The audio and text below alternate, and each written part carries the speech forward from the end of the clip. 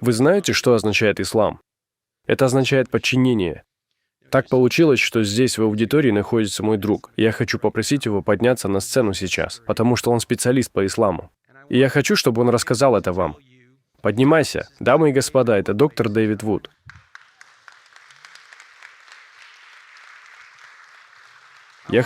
Поднимайся, Дэвид.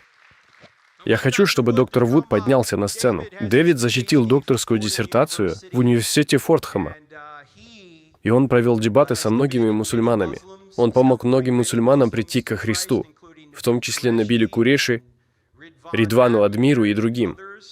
И Дэвид является автором одного из лучших аргументов, доказывающих, что Коран не может быть истинным. Поэтому он потратит около 10 минут и расскажет вам об этом. Продолжай, Дэвид. Хорошо. Кто из вас слышал об аргументе под названием «Исламская дилемма»? Вы слышали об этом? Ну что ж, это здорово, потому что если бы это было 2 года назад, то было бы всего 2 руки. Сейчас у нас появилось еще несколько человек. Но в прошлом году некоторые из нас распространяли этот аргумент, и многие, такие как God Logic и Inspiring Philosophy, также распространяли его. Все используют исламскую дилемму. И это потрясающий аргумент. Не все христиане чувствуют себя комфортно, например, критикуя Мухаммеда, выставляя его лжепророком и так далее. Они не хотят оскорблять и тому подобное. Исламская дилемма — это своего рода аргумент, который любой христианин может использовать в дискуссии с мусульманами. И это то, к чему мусульманин всегда вас подводит. Потому что если вы подчеркнете что-то о христианстве, скажете ли вы о смерти Иисуса, о Его воскресении, Его божественной природе или что-то еще, мусульмане в конце концов скажут. И если вы можете показать это в Библии, мусульманин в конечном счете должен сказать, что Библия была искажена. И тут же они открывают дверь тому, что мы называем исламской дилеммой. Практически каждый мусульманин, с которым вы когда-либо сталкивались, верит, что в Коране говорится, что Аллах изначально вдохновил еврейские и христианские писания, но что еврейские и христианские писания были позже искажены евреями и христианами. И это то, во что верит почти каждый мусульманин, с которым вы когда-либо столкнетесь. Но это совсем не то, что говорится в Коране. Коран подтверждает не только изначальную вдохновенность Торы и Евангелия, но и их сохранность и неприходящий авторитет.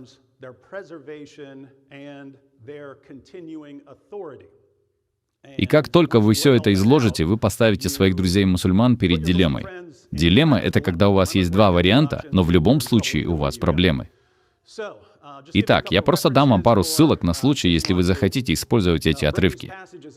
Просто помните, что это будет новая информация для ваших друзей-мусульман.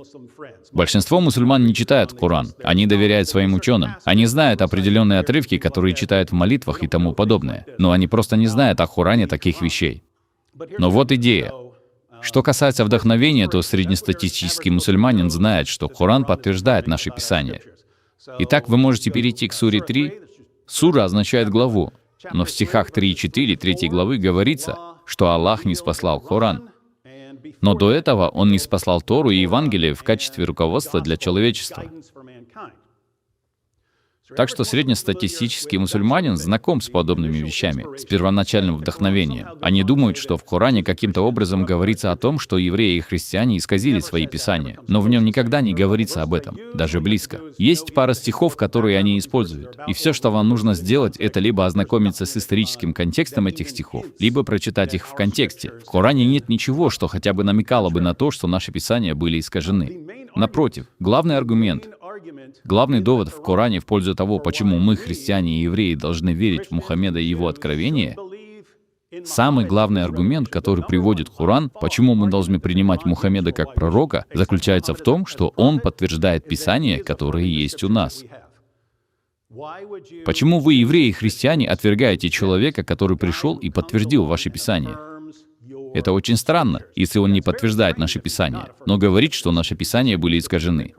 Это аргумент номер 1. Кто из вас когда-нибудь слышал, чтобы мусульманин подошел и сказал: «Эй, вы должны верить в Мухаммеда»? Вы спрашиваете: «Почему я должен верить в Мухаммеда?» Потому что он подтверждает вашу Библию. Но я такого никогда не слышал. Это главный аргумент Аллаха в Коране. Во-вторых, его второй аргумент в пользу того, почему евреи и христиане должны верить в Мухаммеда, заключается в том, что Мухаммед предсказан в наших Писаниях. Таким образом, наши Писания каким-то образом указывают на Мухаммеда, а Мухаммед указывает на наши Писания и показывает поднятый большой палец палец, и именно поэтому мы должны верить в него. Что ж, если вы говорите, что наши писания были искажены, то все это уже не работает. Если он не подтверждает наше писание, что ж, мы, очевидно, не поверим в него, потому что он не подтверждает наше писание. Или если вы говорите, что в искаженных писаниях есть пророчество о нем, то откуда нам знать, что пророчества о нем не являются частью искаженных писаний? Почему мы должны в это верить? Таким образом, все аргументы, которые приводит Коран о том, почему евреи и христиане должны верить Мухаммеду, рушатся, как только они заявляют, что Библия была искажена. Но на самом деле у нас есть конкретные стихи, в которых говорится о сохранении не только наших писаний в частности, но и любого из писаний Аллаха. В 27 аяте 18 главы говорится: «Никто не может изменить слов Аллаха». В ней говорится: «Читай Писание твоего Господа, ниспосланное тебе в откровении. Никто не может изменить его слов». И мусульмане посмотрят на это и скажут: «Ну это просто означает его слов в Коране». Но в Коране не говорится о его словах в Коране. Там говорится, что никто не может изменить его слов. Именно поэтому мы можем доверять Корану, потому что никто не может изменить слов Аллаха. Что ж, если все его предыдущие отрывки из Священного Писания были искажены, то у него довольно плохой опыт в том, что касается возможности защитить свои слова. Мой друг Энтони Роджерс дает пример для сравнения. Предположим, вам нужна операция на сердце, и вы начинаете обследование, начинаете искать кардиохирургов. И вот вы находите одного кардиохирурга. Он хвастается, что еще ни разу не потерял пациента. Он лучший кардиохирург в мире. А потом вы проверяете его биографию и обнаруживаете, что каждый пациент, который у него когда-либо был, умирал на операционном столе. Вы доверите этому парню провести операцию на вас? Ответ – нет. Тогда почему вы хотите доверять Корану, если он говорит, что никто не может изменить слов Аллаха, а все его предыдущие писания были каким-то образом искажены? Он не из тех, кому можно доверять. Итак, у нас есть подобные аяты, в которых говорится, что никто не может изменить слов Аллаха. У нас есть сура 7, стих 157, где говорится о евреях и христианах. Мы читаем о Мухаммеде, и в ней говорится, что он упоминается в Торе и Евангелии, которые записаны у нас. Он говорит о письменных документах, которые у нас все еще есть. И Коран снова и снова подтверждает.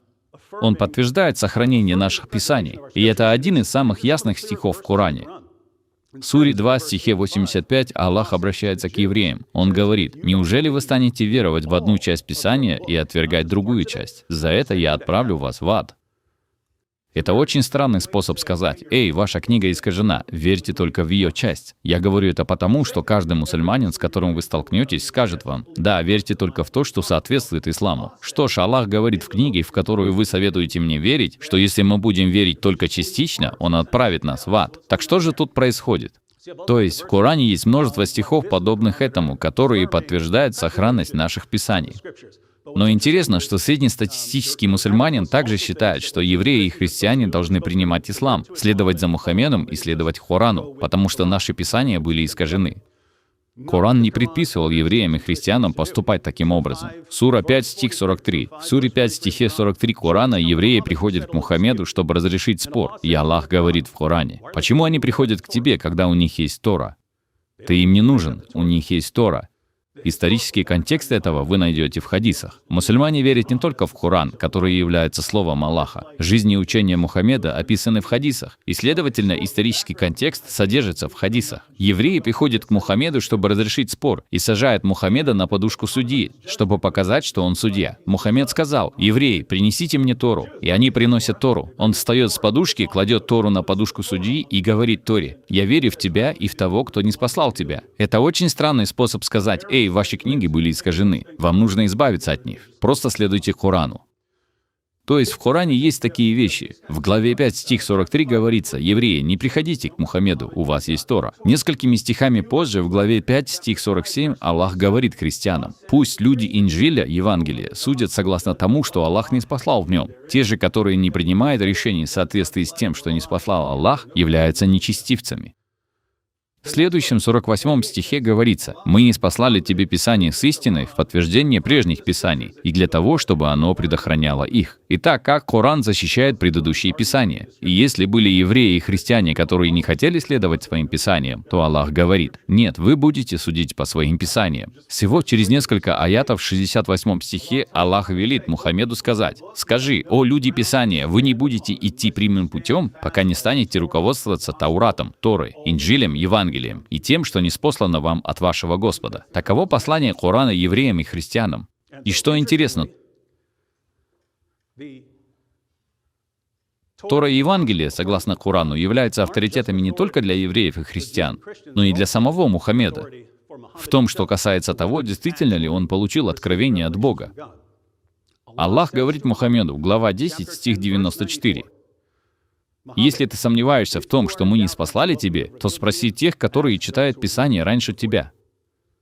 Итак, Мухаммед, если ты хочешь знать, от Бога ли твои откровения, обратись к людям Писания, иудеям и христианам. Убедись, что твои откровения совпадают с их откровениями. Но этот стих не имеет смысла, если у нас искаженные Писания. Итак, когда вы смотрите на то, что говорится в настоящем Коране, а не на мифы, которые мусульмане создавали годами, из-за того, что в конце концов они узнали, что написано в Торе и Евангелии, они обнаружили, что это не соответствует действительности. Поэтому им пришлось сказать, что книга была искажена. Но это не то, что говорит Аллах, это не то, что говорил Мухаммед. Но когда вы складываете все это вместе, они оказываются перед дилеммой, потому что здесь есть два варианта. Либо у евреев и христиан есть вдохновенное, сохраненное и авторитетное Слово Божье, либо у нас его нет.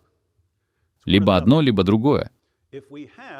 Если у нас есть вдохновенное, сохранившееся, авторитетное Слово Божье, ислам ложен, потому что он противоречит нашим основным доктринам. Смерть и воскресение Иисуса, Его божественная природа и так далее. Итак, если у нас есть вдохновенное, сохранившееся, авторитетное Слово Божье, то ислам ложен. Если у нас нет вдохновенного, сохраненного, авторитетного Слова Божьего, ислам ложен, потому что ислам подтверждает вдохновенность, сохранность и авторитет наших Писаний. Итак, если у нас есть Слово Божье, то ислам ложен. Если у нас нет Слова Божьего, то ислам ложен. В любом случае ислам ложен. Следовательно, ислам ложен. Обратите внимание, это то, что любой христианин может использовать в любой дискуссии с любым мусульманином. Вам просто нужно сделать несколько заметок, привести пару стихов, и Коран сделает все остальное.